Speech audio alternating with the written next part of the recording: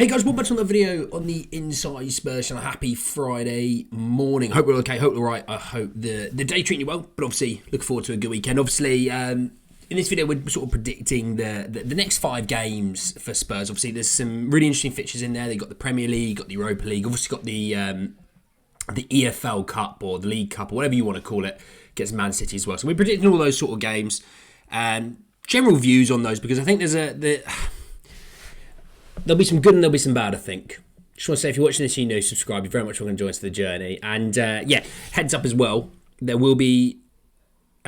should be a career mode out later today on the channel, as well as the second channel. There should be an ultimate team out today as well. So stick around for those two if you could. So let's talk about the next 5 games. So just really quickly, the next 5 games, to let you know what we've got. We've obviously, this is after the international break, which, by the way, England, awful performance, and we definitely need an actual manager and a good one. But you've got West Ham at home. You've then got the Europa League on the following Thursday against AZ Alkmaar, away at Palace, at home to City in the EFL Cup, and then at home to Villa. So Spurs have got 4 home games in that time, with obviously the away game being away at Palace.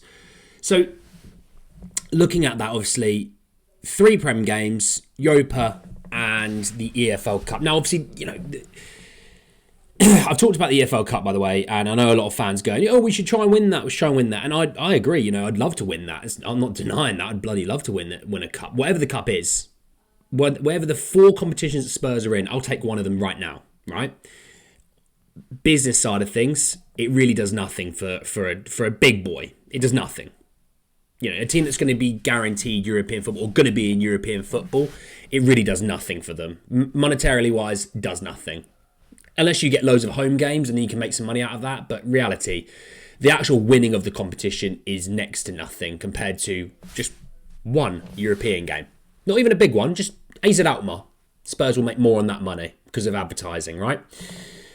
But let's start with West Ham at home. This, for me, when we talk about, you talk about like must-win games. For me, I think this is a must-win game.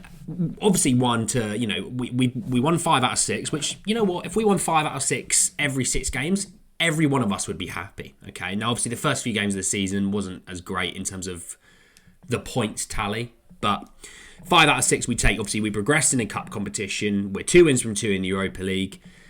You beat Man United away. You know, it was a good 5 out of 6. Yes, we lost to Brighton. Wasn't great.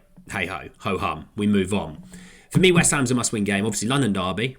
Form goes out the window. After your international break, you're at home, which is nice. You know, had we been away from home, I don't think we'd win this game. Even though West Ham, somewhat this season, have struggled a little bit. I mean, let me just double-check where they are in the Premier League. They're 12th, okay? So they've not had like the strongest of starts this season, but I mean, they're 2 points behind us, winning 2, drawing 2, losing 3. We've won 3, drawn 1, lost 3. You know, ironically, they are scoring goals, but they're conceding even more than they're scoring. So, you know, they've had a bit of a different start. Obviously, a new change of regime, that takes a bit of time, new players and what have you. So, you know, check back on them closer to Christmas. We're 7 games into a season. It's not fair right now to say they're good, bad, rubbish or amazing, right? But this for me is a must-win game. You then think of AZ Alkmaar. When we look at our European fixtures, you know, you think of the fact that we've beaten Karabag at home. We then went to Hungary against Frankfurt and won that. 2 of our maybe some you could deem somewhat easier games. Obviously, Galatasaray away, Roma at home, Rangers away, Hoffenheim away. You know, they're not the easiest of games. They really aren't. But also, it's a home game. You've got to go out there and win that. And if you are 3 wins from 3 in the Europa League, you can't ask much more. You really can't. You know, 3 wins from 3. You probably only need another 2 wins and a draw, and you're probably good to go in terms of the next round of the Europa League. But you know, win your easier games. Obviously, Elfsborg is going to be our last game. If you win this next one, Elfsborg, and let's say between Rangers, Galatasaray, Hoffenheim and Roma, you win one of those, which we are going to win one of those. That's 5 wins. Get a draw from another, I think you'll be fine. I think you'll be more than fine. But yeah, for me, I think that as well, must-win game. home game in the Europa League against a lesser competition. I'm not going to slag AZ Alkmaar off. Obviously, return of Troy Parrott. For me, it's a must-win game.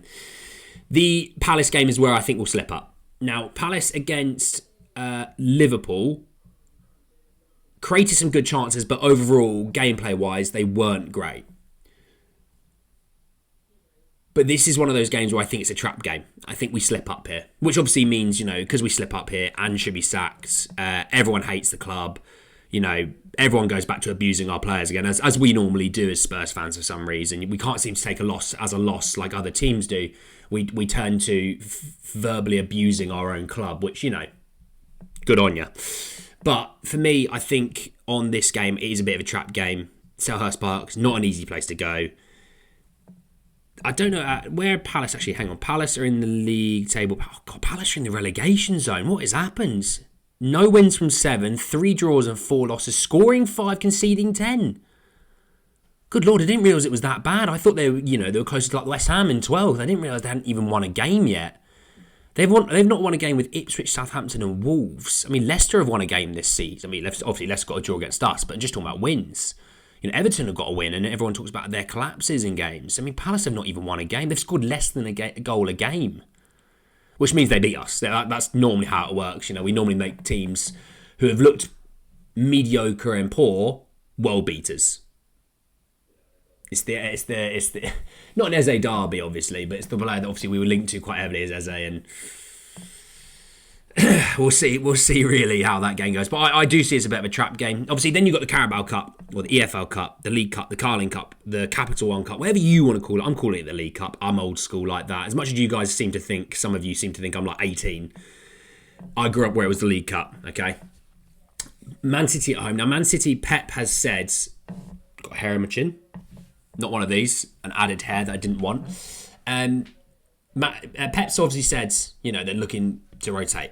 And I get that because obviously now missing Rodri as well, they could do with getting their players, a week off from time to time where they're not having to force it. Now, the irony to that is they still play some really good players. You'll see the John Stoneses play.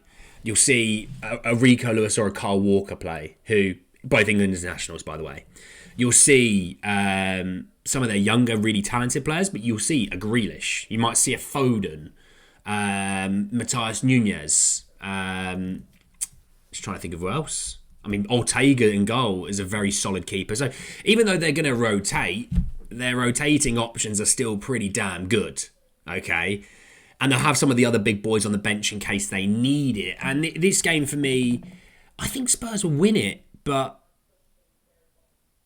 do Spurs also rotate? And I think they will to a degree. You're not going to see Spurs putting out their strongest 11 for this game. If you think they are, I don't know what to tell you, because we shouldn't be either, by the way. This is an opportunity to get some players some rest, and also some players that we need to see more of. Dragusin, perfect. Get him in there. Get him 90 minutes. Let's not get sent off in 10 minutes, though, please, lad. All right? Although he'll be back for the AZ Alkmaar game, which is good. Get him some minutes. Because I also think that somewhat of Romero's dip in form, I think, could somewhat be to fatigue. Not having rest after last season. I know a lot of people go, he's a footballer, he should be able to go 24/7. Regardless, he's not had any rest. And I think that's maybe why his form has dipped a little bit. Because you're allowed to have mental fatigue as well, by the way. You have it in your own life. A footballer is also allowed to have it. I don't know if you knew that, by the way. Even though they get loads of money, they are allowed to have fatigue. And I think getting Dragusin quality minutes, AZ Alkmaar, in the City game, absolutely. So I think Spurs will win that game. I genuinely do. I don't think Spurs are going to win it like 3-4-0. I think it'll be a 2-1 kind of vibe. But I think Spurs will win it. Obviously, this is talking ahead of schedule. Injuries and things like that may come into it. Suspensions can come into that, obviously, because if you get suspended in the Premier League, it does also count towards the EFL Cup. So there's that. And then the last game we play in that 5-game spell is Villa at home, which you could say is a 6-pointer. The reason why I say is a 6-pointer is technically right now they are in 5th. They're 4 points ahead of us, right? So right now Spurs have scored more and conceded less than them, by the way. Just an FYI. And they've conceded the same as Chelsea and Man City. and they've scored more than Liverpool, which obviously Spurs are an awful team to some people, but you know their scoring records and goal difference is better than of the 8 teams above them. They're better than 1, 2, 3, 4. They're better than the 4 teams all above them. And I mean Liverpool conceded 2 goals in 7 games. That's just ridiculous. But Spurs have scored more than them. They scored 1 less than Arsenal. You know. Ironically, they've only scored 1 more goal than Brentford. I've just seen Brentford. I love looking at the Premier League table from time to time. They've scored 1 more goal than Brentford. Sorry, I'm getting distracted. But look, for the Villa game, it's a bit of a 6-pointer when you look at the top 5 race. Obviously, Chelsea will be involved there. You'd think Newcastle will be involved this season with no European football. They've only got to play once a week. You would probably think Fulham will drop out of that. And I'd say Brighton will probably drop out of that as well. Not to say they'll finish like 15th. I'm just saying, you know, we're 6th and 8th. I think they'll finish lower than where they are right now. I think you'd expect Man United to pick up a little bit of form. Hell, you might even expect West Ham, if they can get going, to pick up a little bit of form. But Spurs, you know, will finish above those 2 as well. So, you know, already they're dropping to 7th and 9th respectively. Newcastle as well would have them 8th and 10th respectively. So that's how I view that. But obviously for this game, being 4 points behind, you lose this, you go 7 points behind, which is quite a lot already in the start of the season. But you win this, you go a point behind. By the way, I'm just you know, for hypothetical sake, saying that until we get to that game, you know, those 2 Premier League games, we're still 4 points behind. Let's say we both win them, or we both draw them, or both lose our 2 games. I'm just using for a bit of an idea's sake that we're still 4 points behind coming into that game. I think Spurs need to win that game. I genuinely do. Well, they can't lose that game. That's the other key thing. They cannot lose that game. They cannot go more than 4 behind. Because if you go 7 behind, you're already setting your stall off to really have to kick on through the Christmas period into the late winter period, where, you know, you are playing every 3 days. You're gonna have to be racking up 5, 6, 7 wins in a row, which is a lot for any team. You know, I think we're so conditioned to Man City doing it, but it's a lot for every team. For me, I think when we look at this game, winning it, going 1 point behind, you know, you're 2 points behind Newcastle, 4 points behind Chelsea. Doing that, even if those teams really hit form in those 2 games after the international period, it just latches us on and pulls us up to them and keeps us there with them, that when we do have to play the Chelseas, or we have to play the Liverpools, or we have to play the Man Cities, that we're ready to do that. I mean, by the way, I know we're playing Man City in that time, but I mean Premier League Man City, which is the 23rd of November, which is only 3 weeks after the Villa game. You know, we then play Chelsea about 2.5, 3 weeks after City. You then play Liverpool about 2 weeks after that. So, you know, those big boy games are starting to come now, but they're not coming every single week, which is nice. I'd rather not have to play City, Chelsea, Liverpool and Arsenal all in one foul swoop.